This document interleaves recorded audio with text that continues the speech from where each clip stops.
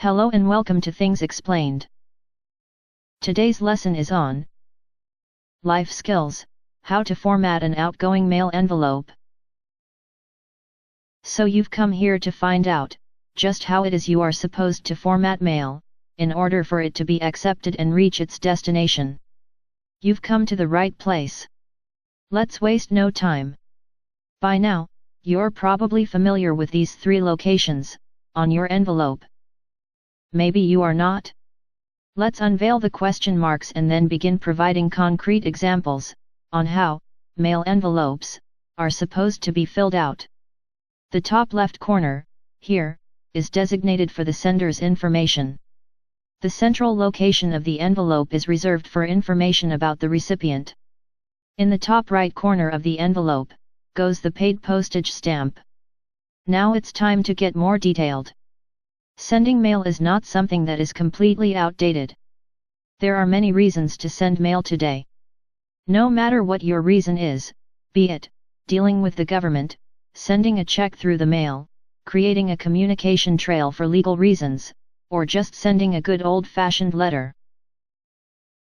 We're going to start with a very simple example by formatting a person-to-person mail envelope.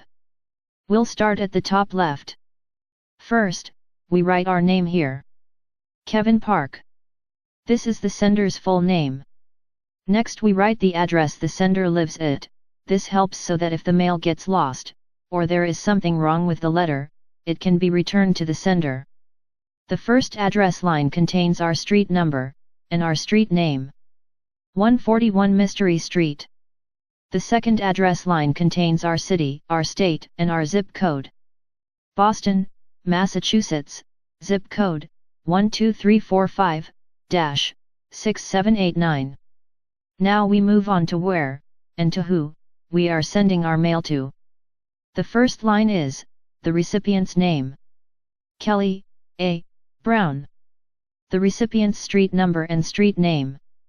82 Detective Avenue. And the recipient's city, state, and zip code. Albany, New York, zip code 98765-4321. Finally, stick your stamp on the top right of your envelope. You can buy stamps from your postal service, from some convenience stores, and sometimes in other retail locations as well. It's important for the stamp to be authentic in order for your mail to be accepted by your postal service, or they won't pick up your mail out of your mailbox. Now we're going to move on to another example. What if you had to send a letter to Supreme cereal manufacturer in order to get a refund? And what if they ran their refunds only through the mail? In this example, you made a complaint about a box of cereal with a money-back guarantee. When the customer service department for the cereal company called you back, they told you that you had to send your request for a refund through the mail, and to send it in with a filled-out form.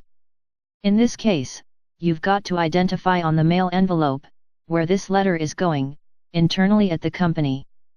So on our first line, we write Attention, Customer Service. Afterwards, we write the name of the company. Supreme Cereal Manufacturer. Then, we write the street number and street name of the company office. 8452, Milk Lane. And finally we finish off with the city, state, and zip code of the company. Farmland, Wisconsin, zip code 52424-2314. And finish off with your paid postage stamp at the top right. Good job! That was not so bad. Next example. Sometimes the location we must send our letter to gets more specific.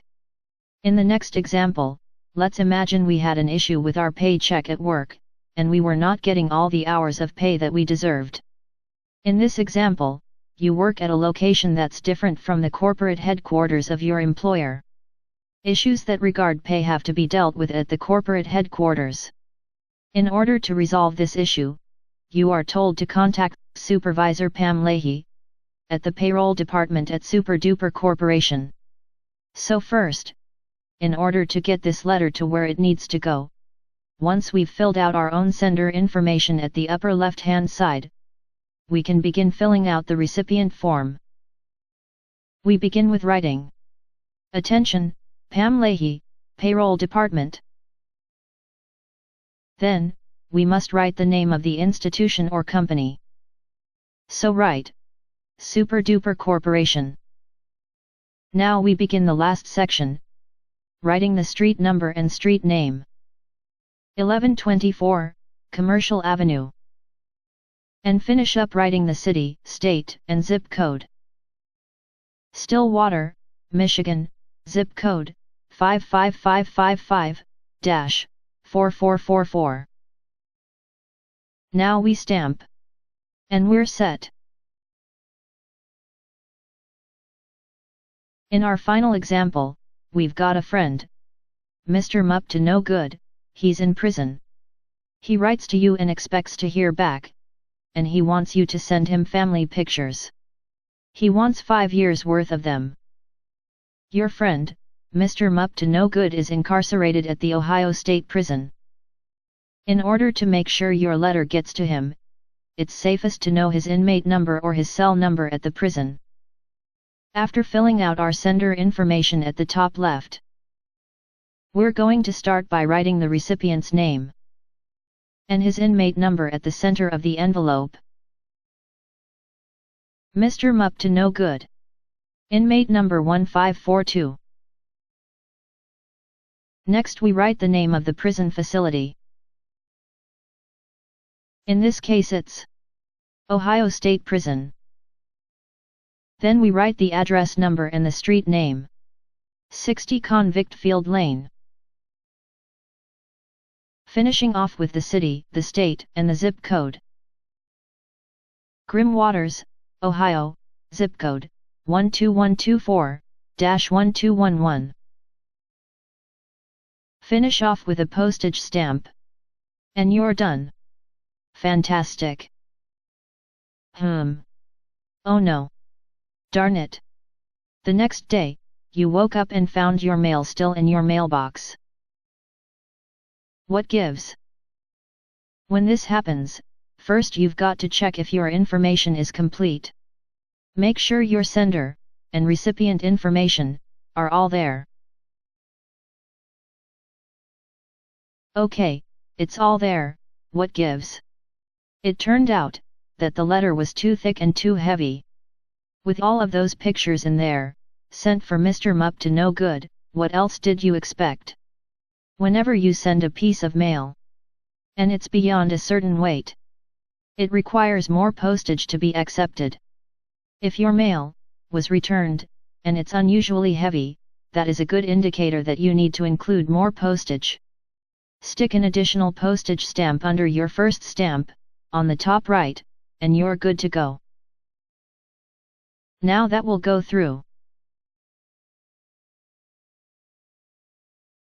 And that marks the end of the lesson.